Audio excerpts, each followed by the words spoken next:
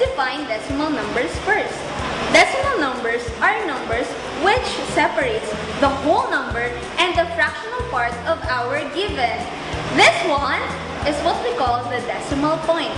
This serves as our separator. Now, I will help you recall how to convert fraction to decimal and vice versa.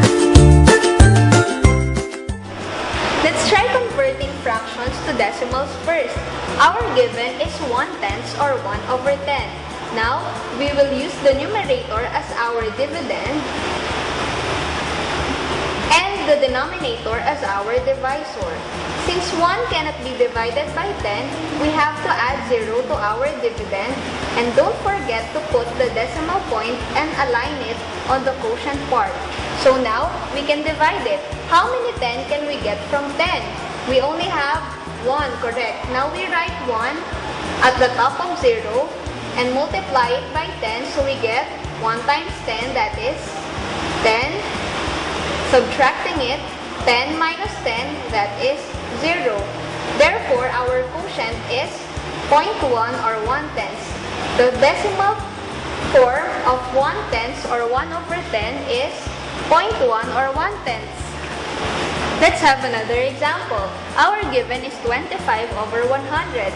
We write 25 as our dividend and 100 as our divisor. Since 25 cannot be divided by 100, we have to add 0 and don't forget to put decimal point and align it on the quotient part.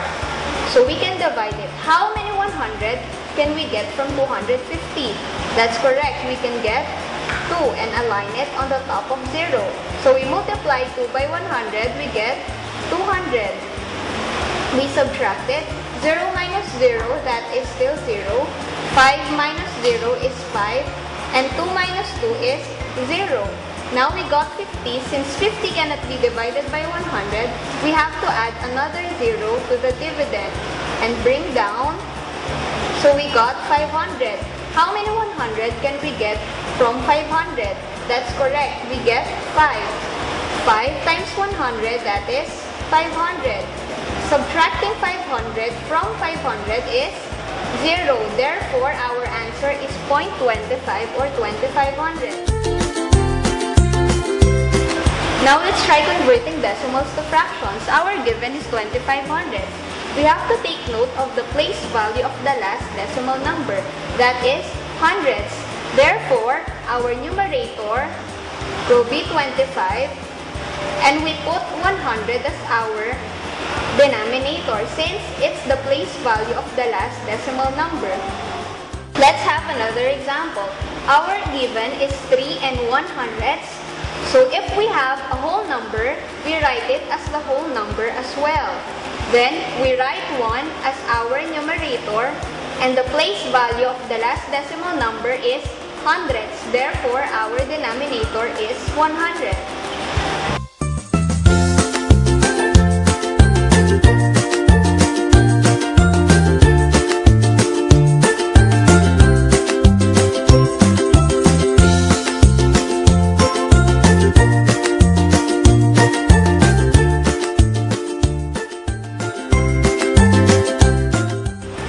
Now let's proceed to the operations on decimals. Let's try first addition. We have the given 4 and 2300ths added by 12 and 3/10. All we have to do is rewrite the given vertically. So we have 4.23. Don't forget to align their decimal points. So we get 12.3. Let's add it. 3 plus 0, that is 3. 2 plus 3, that is 5. Don't forget to copy the decimal point. 4 plus 2, that is 6. 0 plus 1, that is 1. Therefore, our answer is 16 and 53 hundredths. Let's have another example. We have 251 and 900ths plus 2300. So we rewrite it vertically. 251.09. Align their decimal points. So we have 0.23. We added 9 plus 3, that is 12. We have carry 1, so we got 0 plus 2 is 2 plus 1, that is 3. Copy the decimal point. 1 plus 0 is 1. 5 plus 0, 5. 2 plus 0 is 2. So we got 251 and 3200. Now let's try subtraction of decimals. All we have to do is align the decimal point as well. So we have 10.157 minus 1.2, then subtract it. 7 minus 0, that is 7. 5 minus 0, that is 5. 1 minus 2 cannot be, so we have to borrow from the number to its left. But since it's 0, we have to borrow from the next number, which is 1. 1 then will become 0, and 0 then will become 9. Then we add 1 to our number 1. 1 then will become 11, so 11 minus 2, that is 9. Copy the decimal point. 9 minus 1, that is 8. Since it's 0, we don't need to write it anymore. Therefore, our answer is 8 and 957 thousandths. Let's have another example. We have 9 tenths minus 21 hundredths. So we rewrite it vertically. 9 tenths minus 21 hundredths. 0 minus 1 cannot be, so we have to borrow from 9. Therefore, 9 will be 8. And 0 now will become 10. 10 minus 1, that is 9. 8 minus 2, that is 6. Then copy the decimal point and copy 0 minus 0, 0. Therefore, our answer is 6900. Now, let's proceed to the multiplication of decimals. Our given is 4 and 22 hundredths. Multiply it by 8 tenths. So, we rewrite 4 and 22 hundredths multiply by 8 tenths. Take note, in multiplication, we don't need to align their decimal points. So we multiply 8 times 2, that is 16, carry 1. 8 times 2 again is 16, plus 1, that is 17, carry 1. 8 times 4, that is 32, plus 1, we have 33. Now we have to count the decimal numbers on each given. On our first given, we have only 2 decimal numbers. On the second given, we have only 1 decimal number. Therefore, we have 3 decimal numbers. Now, starting from the right, you move 3 going to the left. 1, 2, 3. Therefore, our answer is 3 and 376 thousandths. Let's have another example. So we rewrite this vertically. We have 124.5 times 0.22. Let's multiply 2 times 5, that is 10. We have carry 1. 2 times 4, that is 8 plus 1. So we have 9.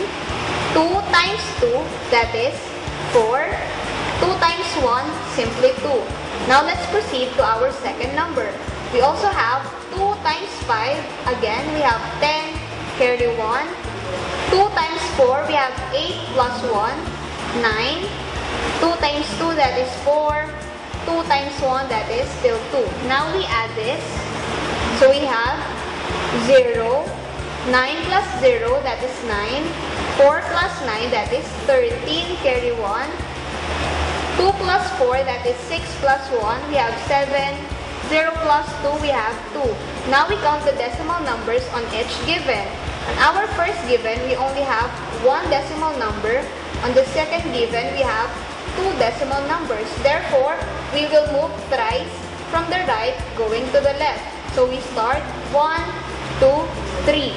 Therefore, our answer will be 27 and 390,000.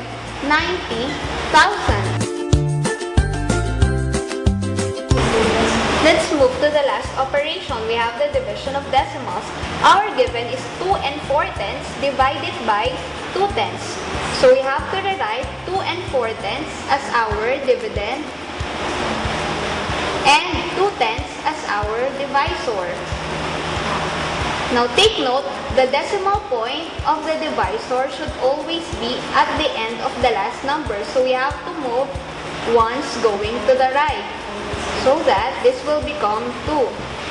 Now, since we moved the ones going to the right with our divisor, we have to do the same to our dividend. So 2.4 therefore will be 24. Now we can divide it. 24 divided by 2. Let's have 2 divided by 2, that is 1. So 1 times 2, that is 2. Subtract it, we get 0. Bring down 4. So we get 4. How many 2 can we get from 4? We get 2. Then we multiply 2 times 2, that is 4. Subtract it, 4 minus 4, that is 0. Therefore, our answer is 12. Our last example, we have 3 and 6 tenths divided by 1 and 2 tenths. So we have 3 and 6 tenths as our dividend and 1 and 2 tenths as our divisor. Since the decimal point is not at the end of the last number, we have to move ones going to the right. Therefore, 1.2 will become 12.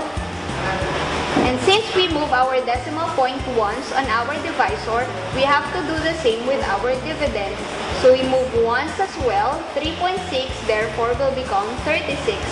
Now we can divide 36 divided by 12. Now, since 3 cannot be divided by 12, we have to get the whole 36.